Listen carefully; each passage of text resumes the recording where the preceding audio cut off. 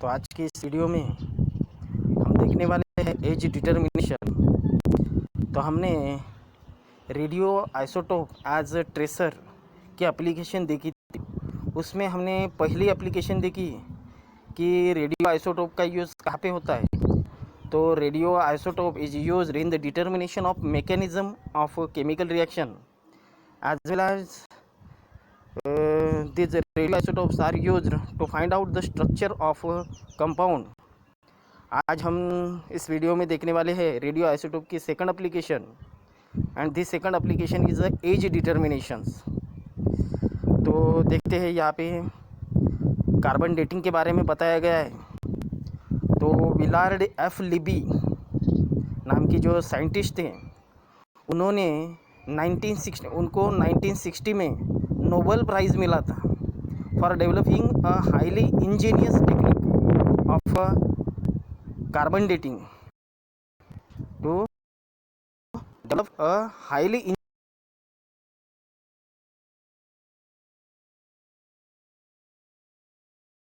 Angénieux technique है, और develop करने के लिए विलार्ड एफ लिबी को 1960 में नोबेल प्राइज़ मिला था। उन्होंने बताया कि कार्बन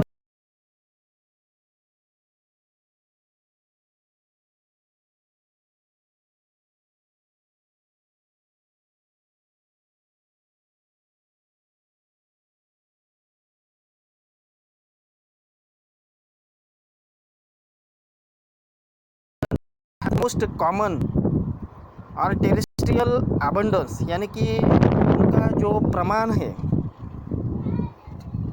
प्रमाण है वो ज़्यादा से ज़्यादा है। तो 98.89% तक के C12 जो फर्स्ट आइसोटोप है कार्बन का, वो प्रेजेंट रहता है। But the last one C14 is formed only in traces in that. और जो C14 isotope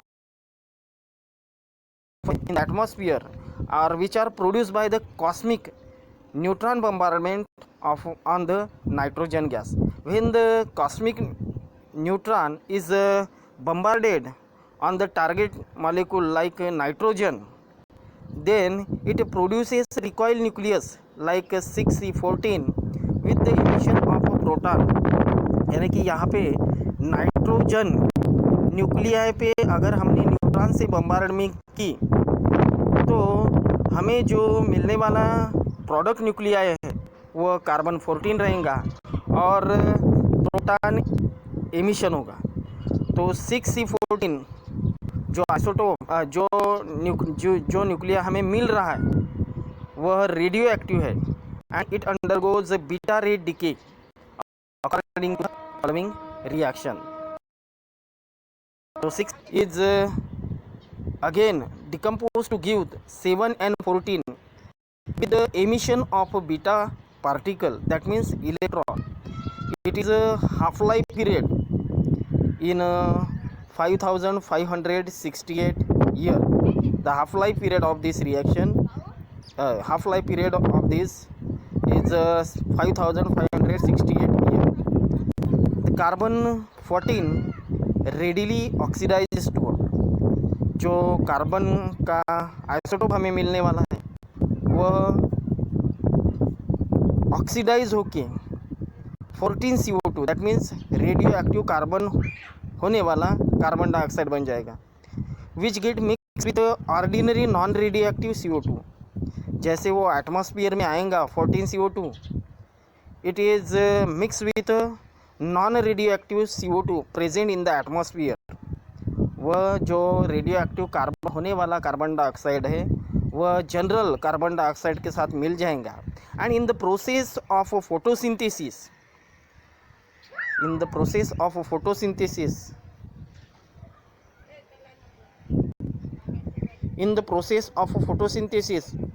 both radioactive CO2 as non-radioactive CO2 absorbed by the plant अपने फूड प्रोडक्शन की प्रोसेस में radio active as well as non radio active both carbon dioxides are absorbed by the plants। concentration of C14 in all living organism therefore remains almost constant during their half-life. Concentration of C14 in all living organism therefore remain almost constant during their lifetime. But when they die, they are to take up carbon dioxide from the atmosphere. यानी कि जब तक के living organism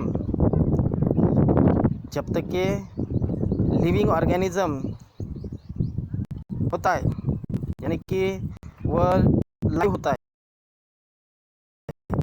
total life time they absorb carbon dioxide, but when they die they are no longer in position to take up the carbon dioxide from the atmosphere.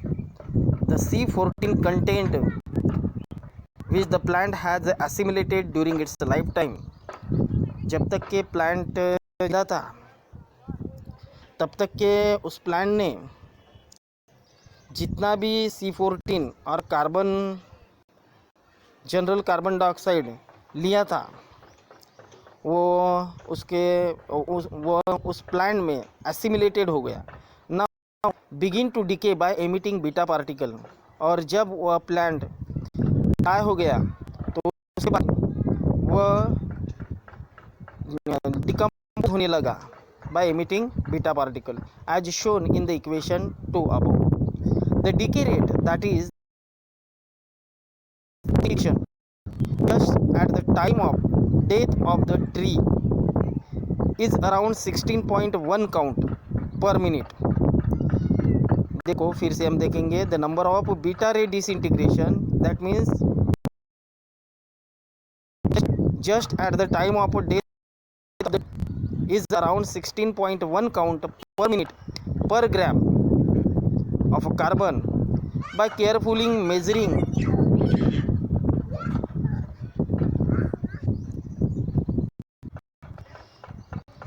तो at the time of death यानी कि जब वह plant की death हुई उस time पे जो डिसइंटीग्रेशन रेट है वो 16.1 काउंट पर मिनट पर ग्राम है कार्बन का. By carefully measuring the decay rate of a sample of the dead matter that is wood. Later on it is possible to tell when the living body.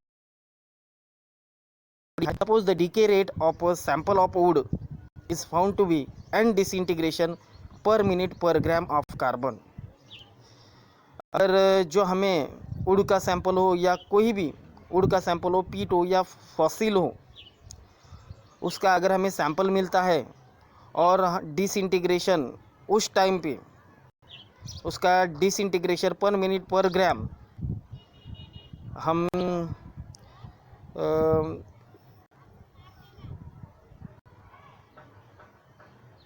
से after T year यानी कि suppose the decay rate of a sample of wood is found to be and disintegration per minute per gram of the carbon से after T years then n is equal to n0 e raised to power minus lambda. इस फार्मूले से हम वह calculate कर सकते हैं where lambda is the disintegration constant and n0 is the number of integration per minute per gram when the plant had just died. Lambda is equal to 2.303 divide by t log base 10 n0 by or but lambda is equal to 0.693 divided by t half. By knowing that the half-life period of C14, the value of lambda and the value of lambda, the little of the specimen easily the life of specimen easily calculated. अगर हमें वह C14 isotope जो है उनका half life period अगर मालूम होता है और उससे हम डिसइंटीग्रेशन कांस्टेंट निकाल सकते हैं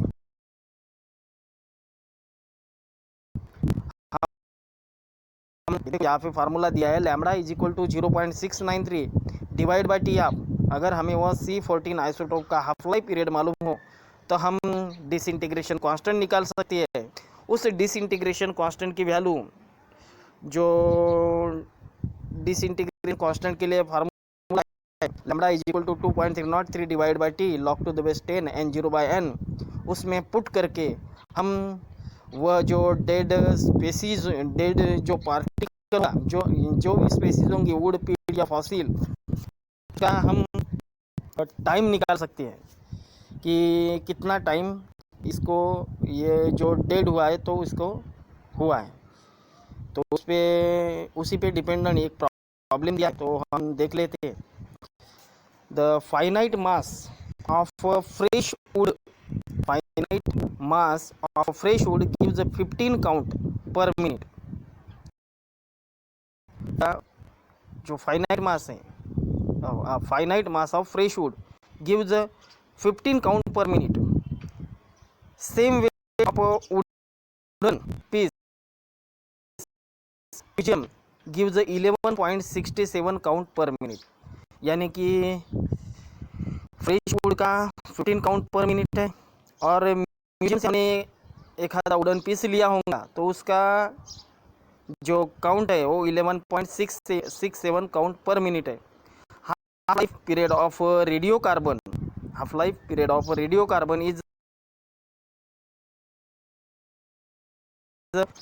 calculate the age of piece of wood from the museum.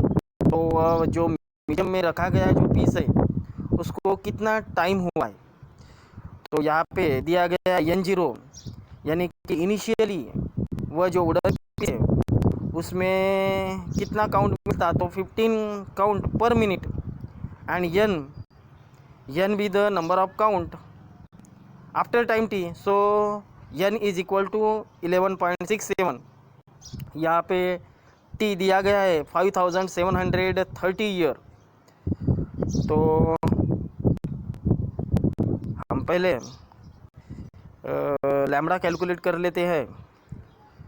तो यहाँ पे जो t दिया है वह t यानी कि हाफ लाइफ टाइम दिया है। तो